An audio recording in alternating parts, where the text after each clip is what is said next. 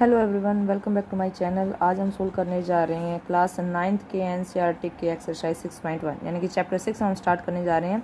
Exercise 6.1 जो है अपना जो चैप्टर है इसका नाम है लाइंस एंड एंगल्स। तो इनकी कुछ प्रॉपर्टीज़ होती हैं उनके बारे में पढ़ते हैं। सबसे पहले देखते हैं कि कुछ टाइप के एंगल्स होते हैं, क्या क्या होते हैं। एक अपना आता है, आपने सुना भी होगा, जिसका नाम है राइट एंगल। और आई थिंक सभी बच्चों को इसके बारे में पता होगा। राइट एंगल क्या होता है कि वो एंगल जो एग्जैक्ट कितने डिग्री का हो, 90 डिग्री का हो। ठीक है, इसको ऐसे डिनोट करते हैं जैसे कि एक लाइन ये है, एक लाइन ये है, ये दोनों मिलकर 90 डिग्री का एंगल बनाती हैं। ठीक है, ये अपना एक्स हुआ, ये वाई हुआ, ये जेड हुआ, आप कोई भी नेमिंग कर सकते हो। ठीक है, और 90 डिग्री का सिंबल ये होता है। और वैसे तो हम मोस्टली एंगल को कैसे डिनोट करते हैं, इस टाइप से, ये अपना एंगल। लेकिन जब 90 डिग्री की बात आती है तो इसको ऐसे नोटेशन देते हैं। ठीक है, सेकेंड टाइप का अपना जो एंगल होता है वो होता है अपना एक्यूट एंगल। एक्यूट एंगल क्या होते हैं कि वो एंगल जो 0 से बड़े हैं और 90 से बीच में लाई करते हैं। जैसे कि मान लो कोई भी एंगल है जो 0 से तो बड़ा हो, एक्स की वैल्यू 0 से बड़ी है लेकिन 90 से क्या है, छोटी है, यानी कि वो एंगल जो 0 से 90 के बीच में लाई करते हैं वो क्या कहलाते हैं, अपने एक्यूट एंगल। तीसरे टाइप के आते हैं अपने ओबट्यूस एंगल। ओबट्यूस एंगल, ओबट्यूस एंगल क्या होते हैं, जैसे कि यहाँ पर 0 से 90 के बीच में था, यहाँ पर वो एंगल जो 90 से तो बड़े हैं और 180 से छोटे हैं। और अगर x की वैल्यू इज इक्वल टू 90 है तो कौन सा एंगल, अपना राइट एंगल ट्रायंगल है। लेकिन वो एंगल जो 90 से बड़े हैं, 180 से छोटे हैं, वो क्या कहलाते हैं, अपने ओबट्यूस एंगल कहलाते हैं। तीसरे नंबर की बात आती है straight angle. Straight angle, straight angle बेटा वो एंगल होते हैं जो एंगल कितने का हो, 180 डिग्री का हो, वो एंगल अपने क्या कहलाता है, स्ट्रेट एंगल कहलाता है। उसके बाद आता है रिफ्लेक्स एंगल।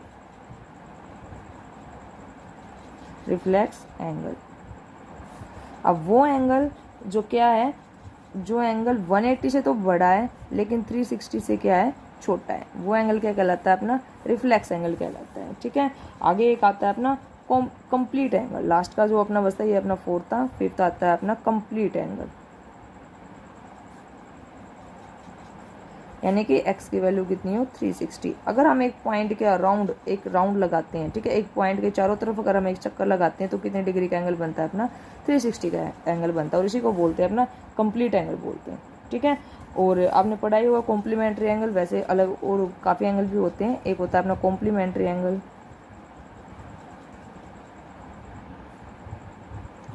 कॉम्प्लीमेंट्री एंगल वो होते हैं अगर किन्हीं भी दो एंगल का सम, एक एक्स है एक वाई है, इनका सम कितना हो, अपना 90 डिग्री हो, तो ऐसे एंगल अपने क्या कहलाते हैं, कॉम्प्लीमेंट्री एंगल कहलाते हैं। फिर अपने आते हैं सप्लीमेंट्री एंगल। सप्लीमेंट्री एंगल, दो एंगल का सम क्या हो, अपना 180 का हो, वो क्या कहलाते हैं, अपने सप्लीमेंट्री एंगल कहलाते हैं। ठीक है, फिर आता है अपना लीनियर पेयर ऑफ एंगल।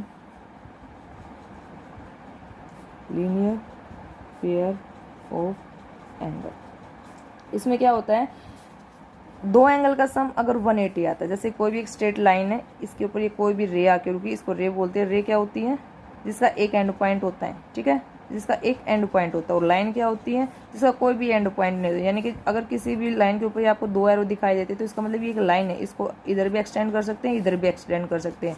अगर मैं बात करूँ इस रे की नेमिंग कर लेते, लेट कर लेते, ये ओ है, ये ए है, हम बोलेंगे ओ ए एक रे है। ठीक है, रे का मतलब क्या है, इसका एक एंड पॉइंट है, यानी कि ये इसको इससे आगे नहीं बढ़ा सकते, लेकिन जहाँ पर एरो है, एरो तो कहीं भी जा सकती है। ठीक है, तो ये आगे की तरफ मूव कर सकता है, तो इसको बोलते हैं एरो। अगर सॉरी इसको बोलते हैं रे। अगर बात ये नोटेशन की देखें तो रे को डिनोट करेंगे, इसको रीड करेंगे ऐसे, ओ ए।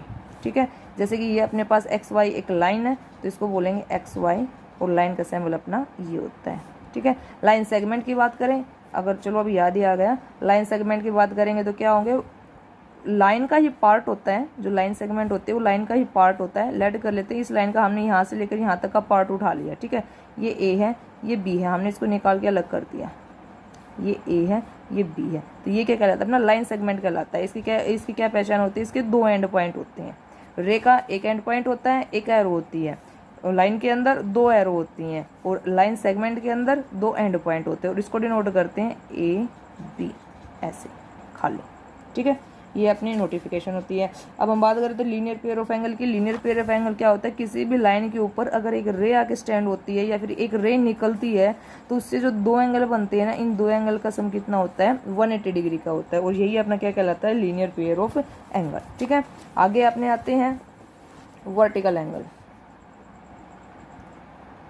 वर्टिकल अपोजिट एंगल, ये क्या होते हैं, वर्टिकल अपोजिट एंगल क्या आते हैं, जब दो लाइनें एक दूसरे को क्रॉस करती हैं, जैसे कि एक ये लाइन है, एक ये लाइन है, इस लाइन का नाम हमने दे दिया ए बी, ए है, ये अपने बी है, एक लाइन है अपने पास ये सी डी, ये सी है, ये अपने पास डी है। ठीक है, अब इनके तो नाम से ही है वर्टिकल अपोजिट एंगल, यानी कि दो एंगल अपोजिट है, एक तो ये वाला और इसके अपोजिट कौन सा है, ये वाला, इनको बोलेंगे वर्टिकल अपोजिट एंगल। एक ये वाला, इसके वर्टिकल अपोजिट एंगल कौन सा होगा, ये वाला। ठीक है, इनकी खासियत क्या होती है कि वर्टिकल अपोजिट एंगल हमेशा कितने डिग्री के होते हैं, सॉरी हमेशा इक्वल होते हैं। वर्टिकल अगर मान लेते हैं ये 30 डिग्री का है तो ये भी अपने कितने का है, 30 डिग्री। मान लेते हैं ये अपने पास 100 डिग्री का है तो ये भी कितने का है, 100 डिग्री का है। ठीक है, तो ये कहलाते हैं अपने वर्टिकल अपोजिट एंगल। 6.1 का इतना इंट्रोडक्शन काफ़ी है, इससे ही अपने क्वेश्चन जो है कवर हो जाएंगे। आई होप आपको इंट्रोडक्शन पसंद आया होगा। नेक्स्ट वीडियो में हम स्टार्ट करते हैं अपने एक्सरसाइज 6.1।